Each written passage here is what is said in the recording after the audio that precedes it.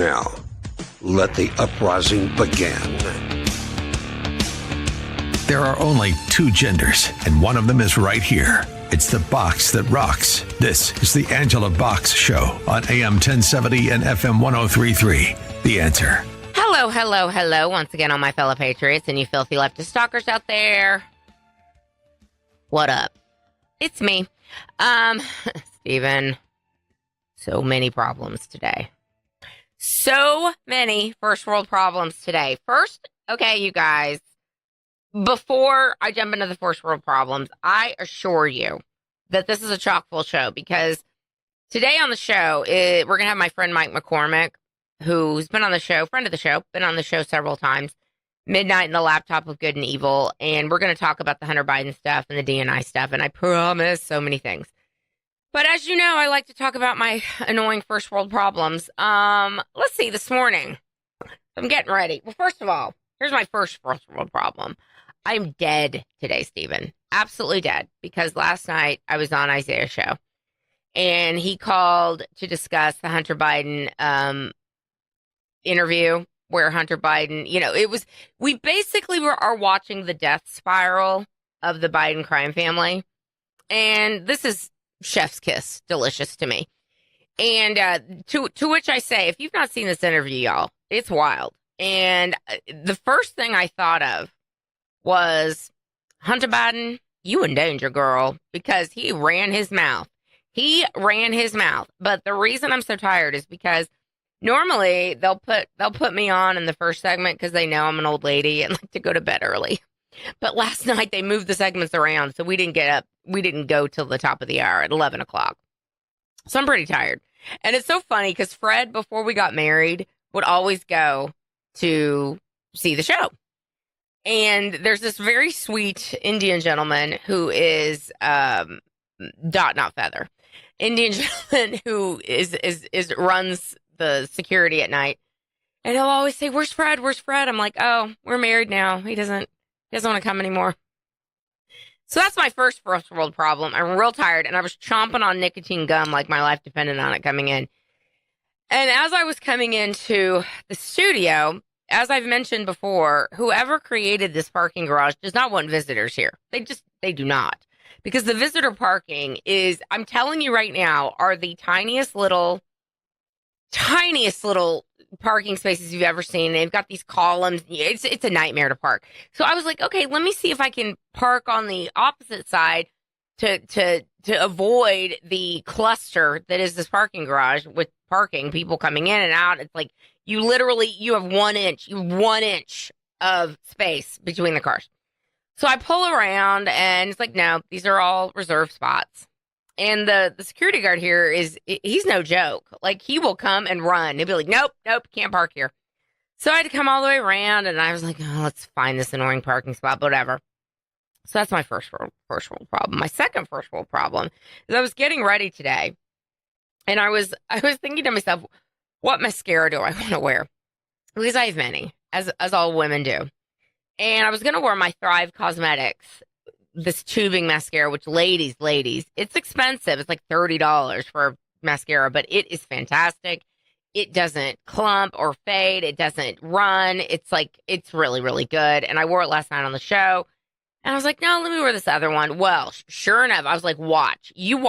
I'm going to put on my eyelashes and something's going to happen. And my eyes are going to start watering and my makeup's going to run and it's the whole thing. And sure enough, it did.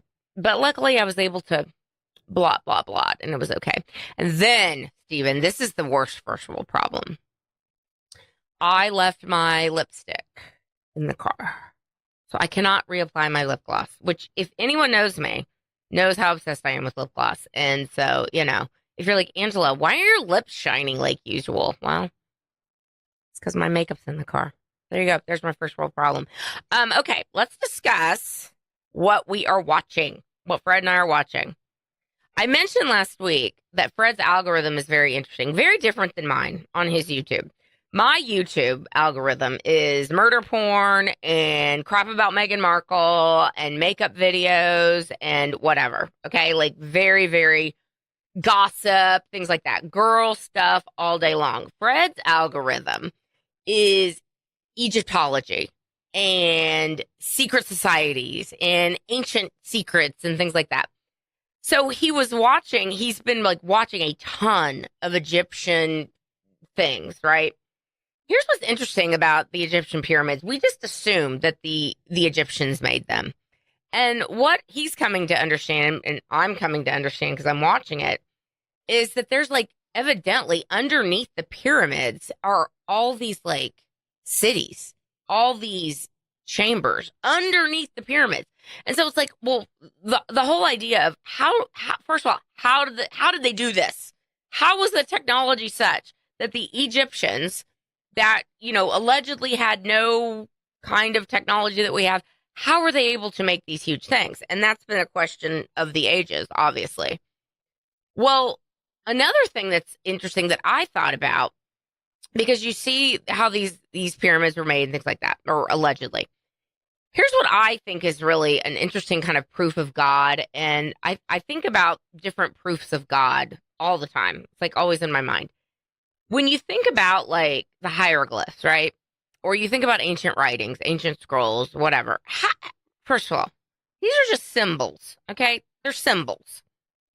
When I was in high school, and because math is hard, and it is not my forte, I remember saying to my algebra teacher, who Mr. Soulsby would say to me, Angela, quit trying to control the class. I was like, what? Me? Not me. Anyway, one day in algebra, which I did not understand, I understood geometry even less. But algebra, I was like, these are just like numbers are just like, we just assigned value to these symbols. They don't mean anything. And I thought about like, what's wild is that throughout history, recorded history, people took these little symbols, these numbers, and they assigned value to them. And they assigned them in every single society. Isn't that wild to think about? And it really is kind of a proof of God, if you think about it, because who decided that 3 means 3 or 4 means 4, whatever? And math is kind of a universal language, which again is kind of mind blowing to me. And I thought about also when I was a little girl that we made these things, these friendship bracelets or friendship little pins. And Stephen, you may remember this being in grade school. Little girls would have these like safety pins and they would put little beads on them and they would, make them and they'd give them to their friends as they put them on their shoes or things like that. Well, I remember when I'd first moved to LA, I met a girl from New York. Okay. And we were talking about these sorts of things and she did the exact same thing. I was like, wait a minute. How did this little thing that girls did in Oklahoma City go all the way to New York or vice versa, like before the internet, before everything else? Isn't that weird?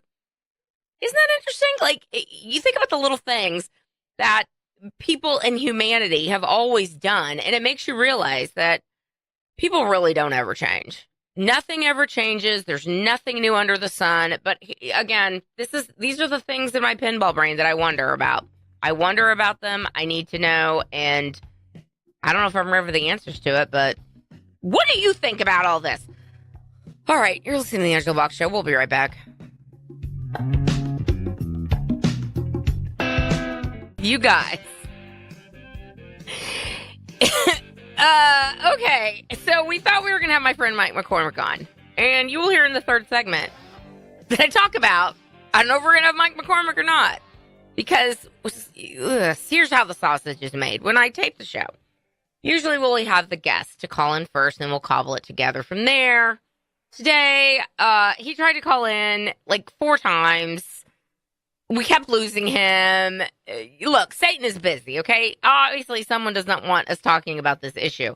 But we're going to. And Steven actually put the old bumper about peepaw knee pads because we're going to talk about the Hunter Biden interview. And we're going to talk about the DNI stuff. And as I tape this right now, Tulsi Gabbard is opening a can of whoop ass on Barack Obama. Barack Obama, the first black president. But before we get to that, and we will get to that, let's discuss this Hunter Biden stuff from the other day. Because Hunter Biden, what we are witnessing right now, I said this in the first segment, Hunter, you endanger girl. You endanger girl. And hashtag Hunter Biden didn't kill himself. But we're also witnessing the death spiral of the Biden crime family. Because this interview that Hunter Biden did was basically he threw so many bombs at the establishment Democrats. And before you think, oh, is Hunter a good guy? No, Hunter's not a good guy. Hunter was doing splatter paintings and selling them for $500,000 to give to the Biden crime family, okay? They are freaking out because their entire source of revenue is going up in smoke. They have no discernible skills. They have no employable skills. Smoking crack is not an employable skill. So Hunter Biden and the Biden crime family are in big, big trouble.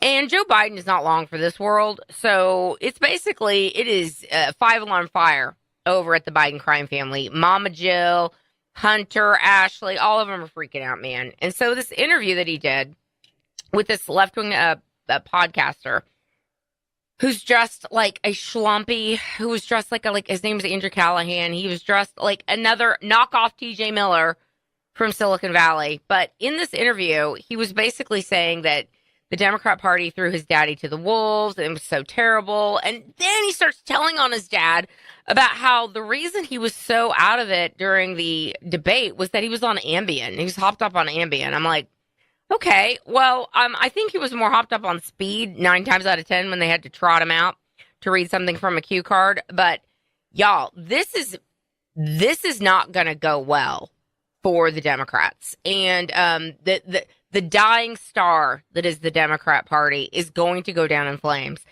And this is, again, proof of God, proof that you can only do so many bad things for so long before it bites you in the hiney, okay?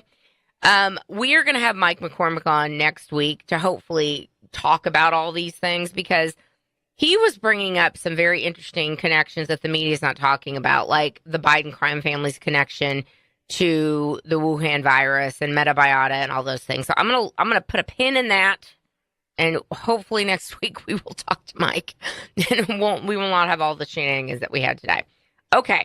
As I mentioned, Tulsi Gabbard right now, as I tape this, is doing a press conference to the whole media, and the media is basically, pretending like they just didn't know such things. Last week, they started dropping little carpet bombs, little surgical strikes against the deep state, against Comey and Brennan and Clapper, and of course Barack Obama, the first black president, saying, that Trump-Russia collusion hoax. Remember that thing that Trump was saying was total BS from the jump?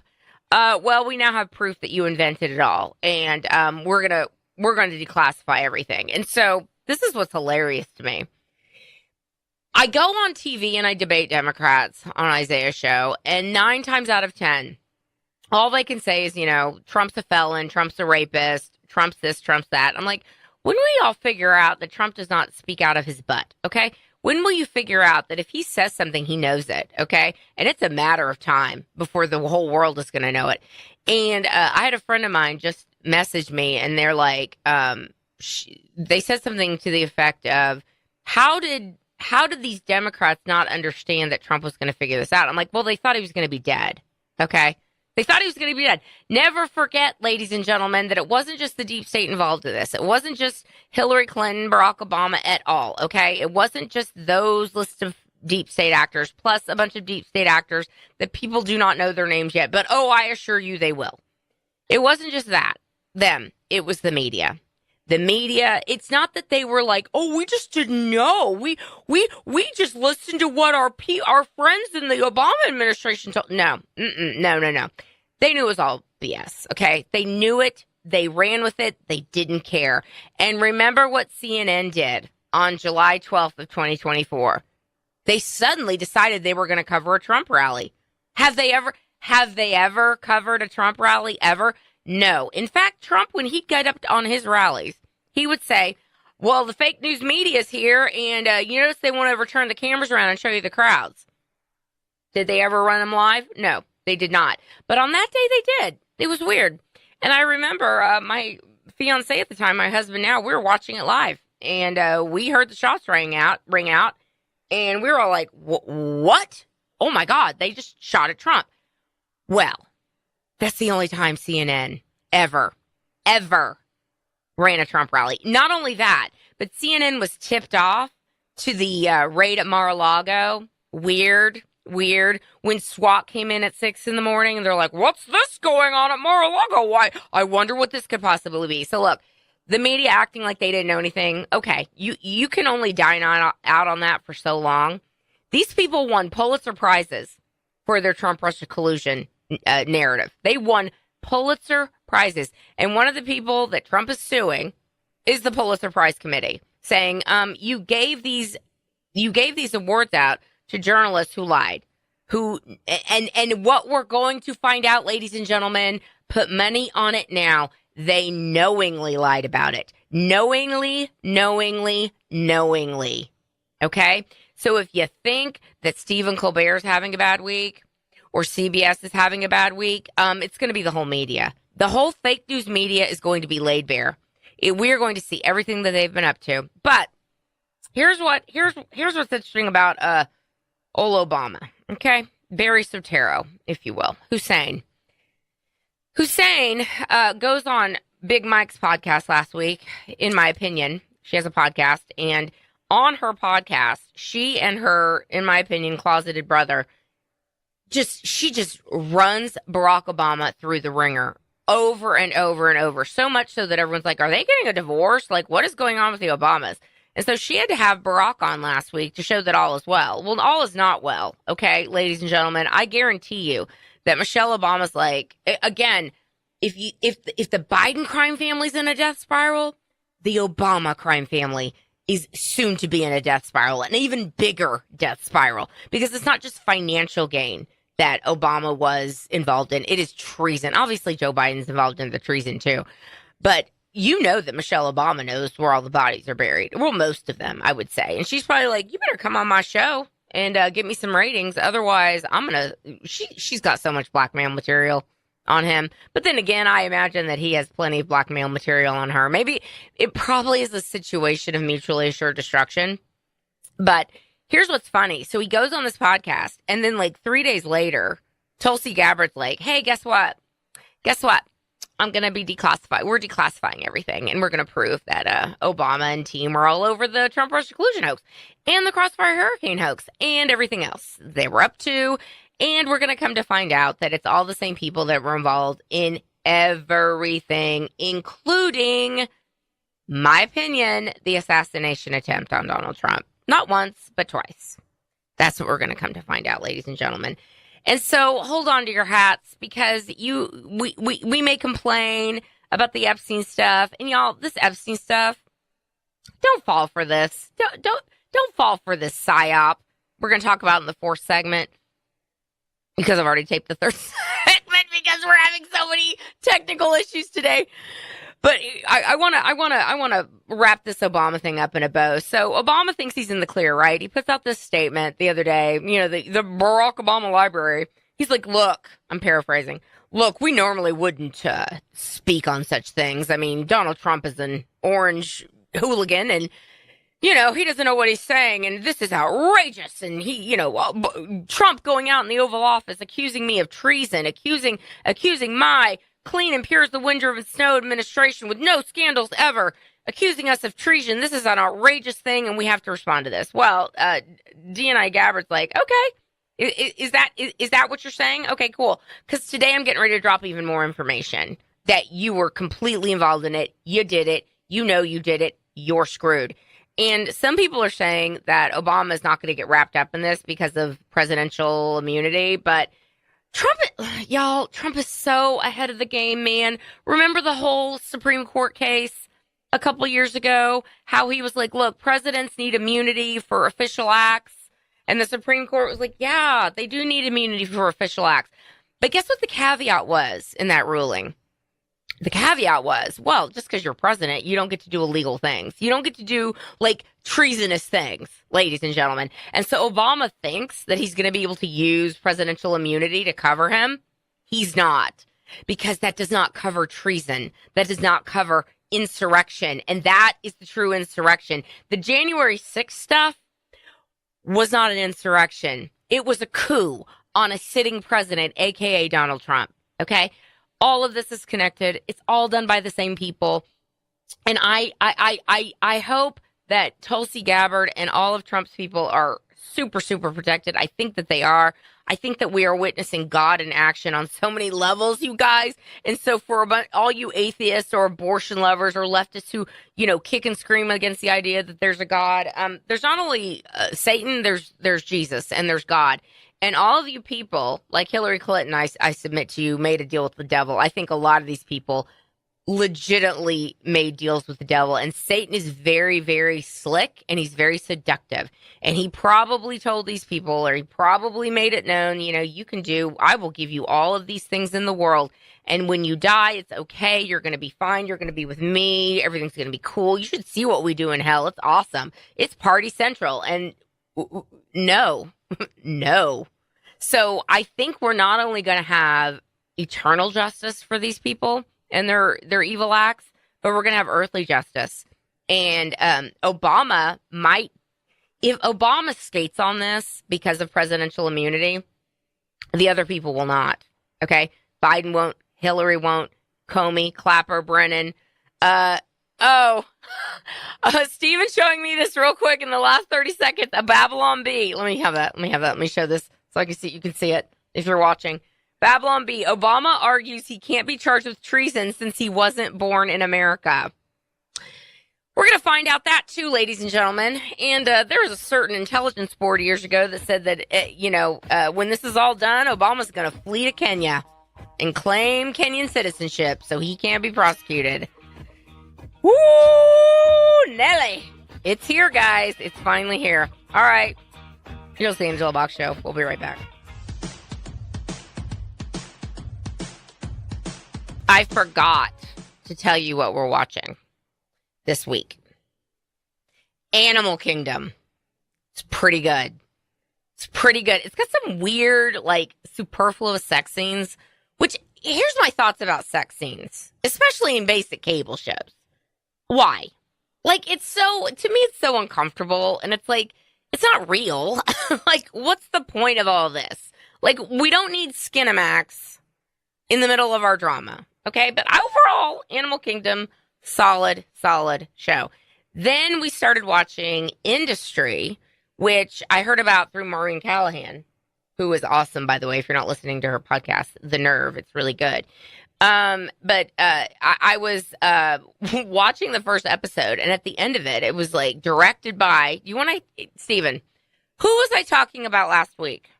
Who is the scourge? The scourge of our culture that will not go away, who has a new show that's autobiographical.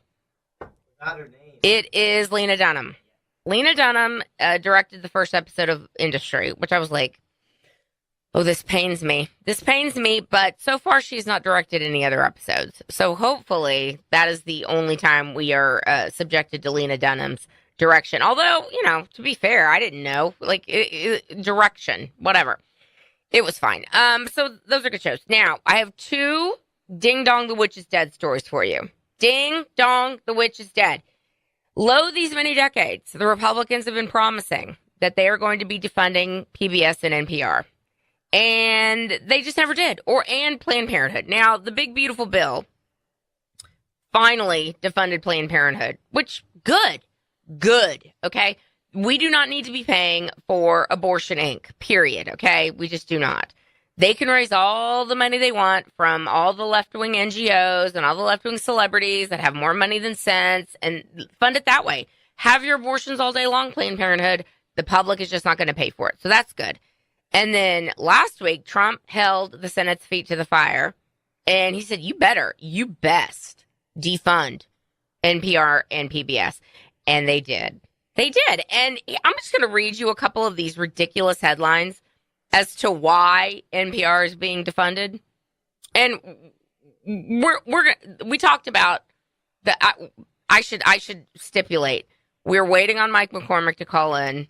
If he doesn't call in, I'm going to just go off in the next segment on the Hunter Biden stuff because he wants to talk about that, but we're waiting on him to call in, and we will see if he does. But here's one of the headlines that NPR put out. And this was during the Hunter Biden laptop. This was the time when the intelligence community was like, look, you guys, that Hunter Biden laptop, I know that thing is replete with all kinds of criminality, but it was Russian disinformation. All of it. All of it was Russian disinformation. Nothing to see here. Okay, so here is the headline that NPR put out. Why aren't you seeing any coverage of the Hunter Biden story? Read more in this week's newsletter. And this is the subheading of it. We don't want to waste our time on stories that are not really stories. And we don't want to waste the listeners' and readers' time on the stories that are just pure distractions. So even if you excise this idea that we know that Obama and Clinton and Clapper and Brennan and et cetera, et cetera, et cetera, we know that they were all creating the Trump-Russia collusion hoax and the Crossfire Hurricane hoax and all those things. Even if you just set those aside, in the 2020 election, they committed massive election interference with denying the Hunter Biden laptop story being real. Then we've got this other headline. Biden defended his mental acuity in this evening's press conference. Okay.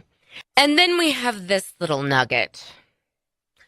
Fusion GPS founders on Russian efforts to sow discord, quote, they have succeeded. Y'all, Fusion GPS, the people working with Hillary Clinton and the Clinton campaign to fund the Steele dossier, to do all that. Come on, man. Glenn Simpson. And Glenn Simpson, by the way, of Fusion GPS is out there now saying that, you know, we should not be talking about this whole idea that Obama et al. Started the whole Trump-Russia collusion. This is a distraction. Fusion GPS is also back in the news this week because its founder, Glenn Simpson, formerly of the Wall Street Journal, I might add, he and his wife of the Wall Street Journal. The Wall Street Journal is in the crosshairs of Trump too, and we're going to talk about that, I promise. But let me continue some of these other little nuggets of headlines. As Trump pushes theory, y'all, this is what your money went to fund. As Trump pushes theory of virus origins, some see parallels in lead up to Iraq war. Now, I'm old enough to remember when Donald Trump said that the Iraq war was a bunch of crap and the idea that, you know, Saddam Hussein had weapons of mass destruction, was clear and present danger, all those things. Listen, I'm not even going to get into that. But the point is that obviously they were wrong about that. And that was the intelligence community. And the intelligence community, once again, was up to their eyeballs in this Trump-Russia collusion hoax, et cetera, et cetera, et cetera. Okay.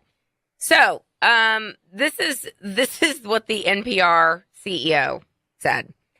NPR CEO lies about the, quote, real risk to public safety with taxpayer funding cut. To which I say, how is cutting a propaganda outlet of the left going to be a problem to public safety? And this is their defense of it is that, well, when there's another pandemic, which it could happen any minute, like, you need outlets like us, and you need PBS, and you need, you know, all of us telling you what to do about, you know, wearing masks and staying away so you don't kill grandma. Like, that was their whole, it's hilarious. And ding dong, the witch is dead. The lady who is, I think her name is, last name, Catherine Maher. That's her name. No relation to Bill Maher, I don't believe. Catherine Maher is out at NPR. She's probably like, well, I'm not going to get any more money, so I might as well quit. I'm like, good, bye. Another ding dong, the witch is dead moment. Stephen Colbert, which everyone is talking about. And I'm going to talk about it too. Because this guy is insufferable. The last time Stephen Colbert was funny was during a random Curb Your Enthusiasm episode, a little cameo he had when Larry David was going on Broadway, and it was a whole setup to Mel Brooks was setting the whole thing up so he could end Producers once and for all, and Larry David actually ended up being really good, and he and Anne Bancroft are sitting there going, oh no, it's going to go on forever. But Stephen Colbert had a funny little cameo right before he went on for his first night in the Producers, and he goes, you will fail. It was funny.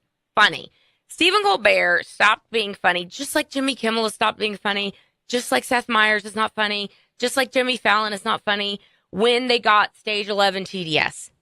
And Johnny Carson, this old interview that Johnny Carson did with Mike Wallace years ago, has also been making the rounds. And it should be a cautionary tale to all of these people that as a comedian, and that's what Johnny Carson was, and that's what the Tonight Show was, and that's what these shows used to be. They used to be funny. They used to, poke holes or poke holes in the culture and pick at everybody. When you decide to take a side, whether on the right or on the left, it stops being funny and you start being strident. And the left is nothing but unbelievably strident. And Stephen Colbert losing his job is a beautiful chef's kiss moment, 100%. But the left is like acting like that this has Trump's fingerprints all over it. And it doesn't. It has to do with the fact that it cost $100 million a year to produce, and it was losing $40 million a year. And Stephen Colbert, I think, is going to be just fine because he's making $16 million a year. I think he'll be just fine. Unless, of course, he went and spent all of his money, which, might be time to cut back. And CBS didn't even, cut the show immediately. They're like, we're going to give you, a year. We're going to give you another $16 million to get your affairs in order, and then we're going to stop the show. They're all out there. Jimmy Kimmel, Seth Meyers, David Letterman with his Duck Dynasty beard. He looks a hot mess. He's out there saying how horrible this is and how terrible this is, and we must support Stephen Colbert. It's like, fine, you can all support him. Have him do a YouTube along with Jim Acosta, along with Joy Reid, along with every other leftist who's been fired. And no, I don't think it has to do with Trump, but I do think it has to do with CBS brass understanding that we just had to pay $16 million to Trump, and we're going to have to give another $16 million in kind PSAs and commercials, etc., because we decided to cobble together an interview in 60 Minutes to make Senator Kneepads look like she's not a complete moron. So they just had to pay Trump $16 million and another $16 million in kind whatever. So maybe that has something to do with it, which I just find amazing. Here's something else, a little bit of schadenfreude for you. And in the next segment, we're going to discuss the Hunter Biden and the DNI stuff. A record low 72% disapprove of congressional Democrats' job performance. Womp womp. Now, before the Republicans start feeling themselves, the Republicans are not doing much better. I think they may have, 15% higher approval. It's not much, okay? It's not much. But it's better than the Democrats. And the Democrats are still riding and dying on illegal aliens, on people like Mahmoud Khalil, which I am going to talk about real quick in the next segment because that little cockroach is back. We'll talk about that in the next segment. You're listening to the Angela Box Show. I'll be right back.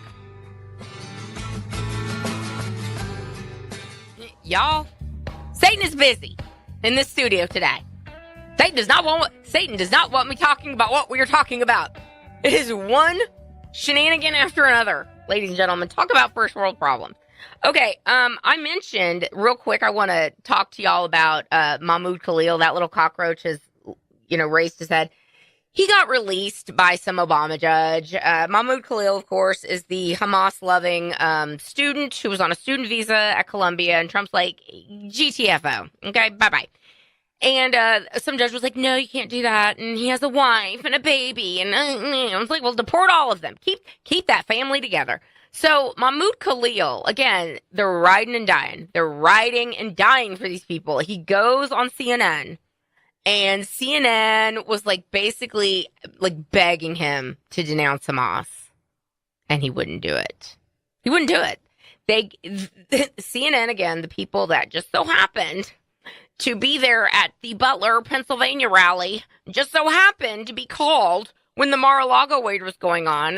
They were like, please, can you please denounce Hamas? And he's like, I will not denounce Hamas. Allahu Akbar. I will not denounce Hamas. Look, these cockroaches, these Islamists, man, we're going to come to find out that, in my opinion, Barack Obama's one too. This whole thing, he was, infiltration from within, man. And if we come to find out that Obama was groomed for these many years to take down the United States of America, nothing would surprise me at this point because this guy is evil and rotten to the core. Now, This Epstein stuff. You guys, Trump is playing them. He's playing them really, really hard. All right. The longer he holds out from releasing this information, the more they think they've got him. And I'm telling you right now, he's not in the files. All right. He's not in the files. Did he know Epstein? Yes. A lot of people knew Epstein. Kicked him out of Mar-a-Lago when he realized he was hitting on a young girl and creeping everyone out, and bye-bye. I don't know the ins and outs of their relationship, okay? But I guarantee you, if he was on the island or he had some blackmailing material, we'd know about it. And it's so funny. This is how you know it's all a lie, because this week, I mean, again, the media is going to go down in flames. Death spirals all around, ladies and gentlemen. The Wall Street Journal, a once revered paper, decided this week to publish a made-up letter that allegedly said that Trump was drawing a naked lady, some birthday card to Jeffrey Epstein for his 50th birthday. It was, it's a picture of a naked woman. And in the picture, in the pubic area, it says Trump wrote something like, "Enjoy your secret special time," or something stupid. And so, like, someone put this into Grok and was like, does this sound like Donald Trump? Like, how he would speak? And Grok's like, no, this is like some literary, poetic, Trump doesn't talk like that. And Trump came right out and he said, listen, Rupert Murdoch of Fox News, of News Corp, listen, Wall Street Journal, this is a lie. This is crap. This is BS. If you publish it, I'm going to sue you. Well, Wall Street Journal sued them. Y'all, again, what does Trump have on these people? They are throwing everything at him. He must have something so monumental, and I think this is what we're starting to find out. This is what we're starting to find out. The little nuggets now being dropped about the Trump-Russia collusion hoax, about Crossfire Hurricane. All these things are connected. And so if Rupert Murdoch is, panicking, essentially, and trying to take Trump down with a fake birthday drawing that Trump is like, this isn't me. And not only is he denying it, he's like, they didn't even have it. They didn't have it in their possession. So some hack said that they had something and they ran with it. They ran with it. Like this, they're scared, y'all. They are freaking out. They are freaking out. Okay. Now, if Nancy Pelosi is out there saying, we need the Epstein files, if the hysterical fake Indian Pocahontas is saying, we need the Epstein files, if Adam Schiff's like, release the Epstein files, Trump is saying, when he said last week, like, I can't release this stuff because it's the same people that created the Trump-Russia collusion hoax. And then all of this stuff blew up over the weekend and is blowing up as we speak. This makes sense. Does this not make sense, Stephen? That if he is saying, listen, the same people that made all this stuff up also had the Epstein files. Well, now Trump is saying, we will go ahead. Let's go ahead and release the grand jury testimony of Epstein's trial in Florida in the early 2000s. Even though Dershowitz, who has been vindicated, by the way, he wasn't in the files. He was Epstein's lawyer at one time, but he was like, I was not in the files. And even Virginia Giuffre, who did not kill herself, finally said, okay, I was mistaken. It was another old creepy Jewish guy. Okay, it wasn't Dershowitz. But Dershowitz is saying this was not, it's not going to be the bombshell people think. He is willing to talk to the DOJ. And the DOJ is now, Todd Blanche, second in command over at the DOJ, is like, hey, you know what we ought to do? Let's go talk to Ghislaine. Let's see what Ghislaine's got to say. Ghislaine's his main boo. Ghislaine was his, partner in crime, the lady who, according to Pam Bondi, allegedly is in prison for the rest of her life for trafficking nobody to nobody. But I don't think that's what's going on. I mean, y'all, listen, you have to see the big picture here. If Rupert Murdoch is doing this, if the Wall Street Journal is doing this, if Nancy Pelosi, if all the Democrats are now, why aren't we releasing the Epstein files?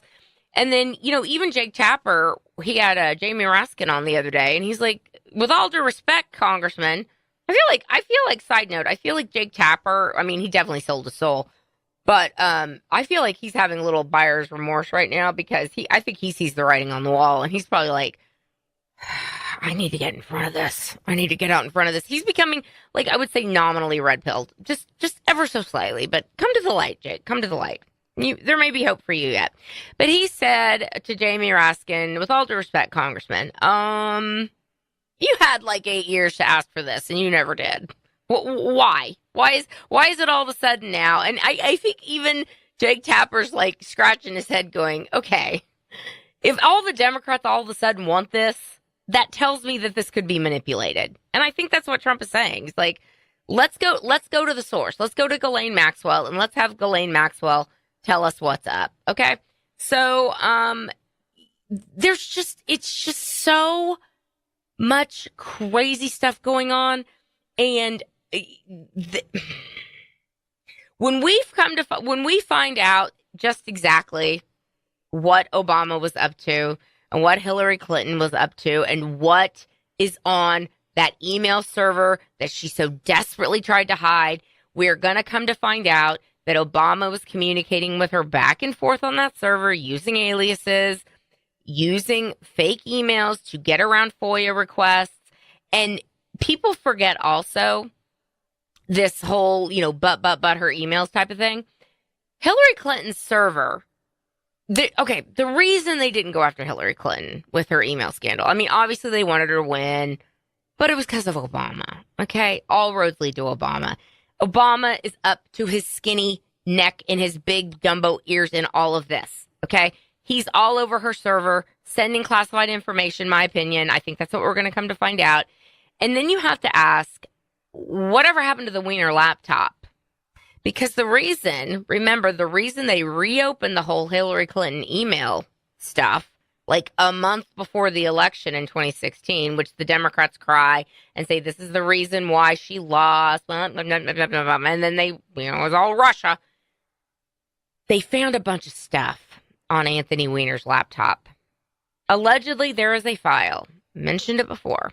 Allegedly, there is a file labeled insurance policy.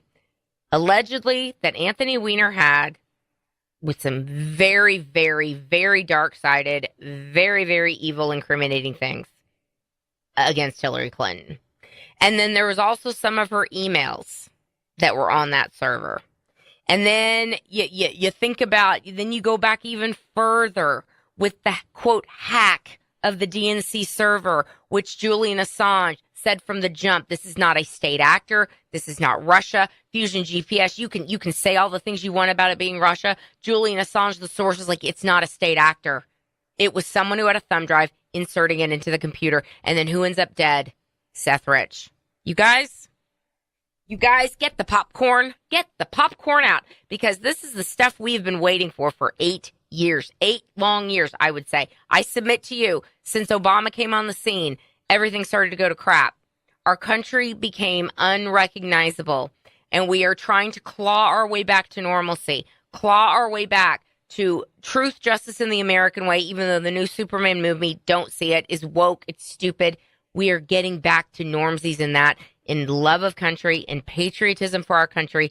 And when the story of this is all written, Obama is going to be the biggest traitor in the history of the United States of America. Let's put money on it right now, shall we, Democrats? Because nothing can stop the truth and nothing can stop what is coming. All right, that's our time. Sorry for the shenanigans today. It is what it is. You've been listening to the Angela Box Show. I'll see you next week. Until next time, everybody, keep kicking ass and taking names. Peace.